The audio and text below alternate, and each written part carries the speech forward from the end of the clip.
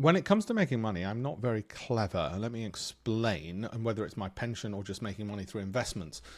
I ride the coattails of the clever people. They're the ones who founded those companies, work in those companies, make those companies' stock prices go up. So even, as they say, a proverbial monkey with a dart could, if they wanted 20 stocks, throw 20 darts on that. You can print that out. Throw 20 darts at a wall and get great returns over the last year. My point is, if I was really clever, I would have invented those companies.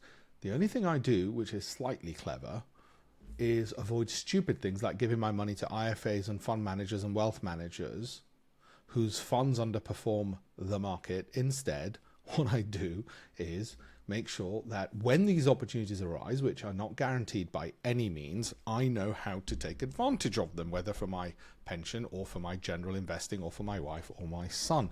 That is the maximum limit of my cleverness. Okay? And it's pretty simple. Sounds simple, doesn't it? Because it is pretty simple. Sometimes the most ingenious things are that simple. Get in touch. Have a look at the links in my bio. If you want to download a free copy of one of my 18 books, I'm a hedge fund manager, ex-Financial Times columnist. I've written 200 columns in the Financial Times on my investing and my approach, 18 books for the Financial Times and Wiley, and my own show on Bloomberg TV, co-hosted on CNBC. If you want to download a free copy of one of my books, have a look at the links in the bio. Have a look at alpeshpatel.com/links. I have a campaign to teach 1 million people around the world how to invest to add an extra million to their pensions or their savings or their investments across their lifetimes, because 1 million times 1 million is 1 trillion.